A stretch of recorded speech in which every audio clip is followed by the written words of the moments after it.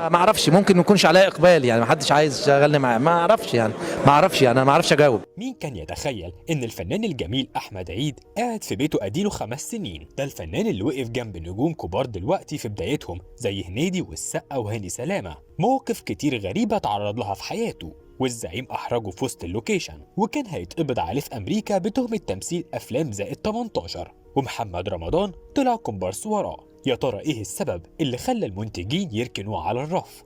تعالوا نعرف حكايته. أحمد عيد من مواليد المنزلة بمحافظة الدقهلية، دخل كلية الزراعة لكن ما كملش دراسة، وقدم بعدها في معهد فنون مسرحية، وكانت بدايته في دور بسيط كحارس بنك في فيلم حلاق حوش. لكن الدور ده ساعده يتعرف بهنيدي وطلع معاه تاني في صعيدي في الجامعة الأمريكية اللي عمل إيرادات عالية جدا وقتها. ودوره في فيلم ثقافي كان ضربة حظ، وكان السبب في شهرته واللي نقله للبطولة. لكن أكتر فيلم كان ندمان عليه هو فيلم ليلة سقوط بغداد اللي أثار جدل كبير، واللي عيد ندمان جدا على المشاهد الخارجة اللي فيه، وقال لو جه الفيلم وأنا قاعد مع عيلتي بقلبه وبتأذى جدا من مشاهد الإثارة، ولو رجع بيا الزمن ما كنتش عملتها. وكان من أوائل أدوار محمد رمضان كومبارس في فيلم رامي الاعتصامي، ولما اتسأل عن علاقته بمحمد وعن تداول أخبار إنه سخر منه نفى تماما وقال ده مش حقيقي وأنا مش بحب أزعل حد مني. والحقيقة ما كنتش متوقع نجاح رمضان بالشكل ده، لكن مبسوط إنه كان في يوم من الأيام في فيلم أنا كنت فيه. فعلا حاجة غريبة، شوف دلوقتي رمضان فين وعيد فين، لكن دايما ردوا إنها أرزاق. إن كل شيء خلقناه بقدر وما تشاءون إلا أن يشاء الله إن الله كان عليما حكيما.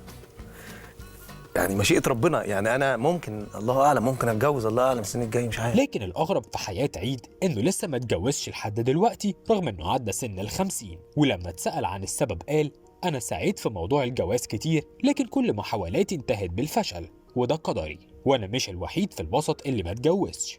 يمكن الموضوع راجع لخجله الشديد واللي بيظهر في كل لقاءاته الإعلامية، وتصريحه بإنه عمره ما عاكس بنت في طفولته، وكان بيحسد جرائة صحابه اللي بيعملوا كده. وفضل عنده حلم كبير وهو إنه يشتغل مع الزعيم عادل إمام لحد ما جات له الفرصة في مسلسل صاحب السعادة اللي موتنا فيه من الضحك. لكن طلع الممثل إدوارد وحكى لنا عن موقف غريب حصل في الكواليس بين الأستاذ عادل إمام وأحمد عيد، وهو إنهم كانوا بيقروا من الورق وبيراجعوا المشهد، وساعتها عيد ارتجى الإفيه من دماغه، لكن الزعيم رفض إنه يقول كلام مش موجود في النص، وده خلاه يحس بإحراج وسط زمايله، خصوصا إن الزعيم دايما بيرحب بالارتجال، فكان مستني رد فعل مختلف. ومع ذلك ما زعلش منه لأنه الأستاذ عادل إمام وهو عنده دراية كاملة بكل شيء. أما عن واقعة المطار، كان مسافر لأمريكا، وهناك في المطار أثناء التفتيش قال لهم إنه ممثل مصري، لكن الأمن فهموه غلط وافتكروه ممثل أفلام زائد 18، لكنه بسرعة وضح لهم قصده وطلع لهم عدد من أفلامه،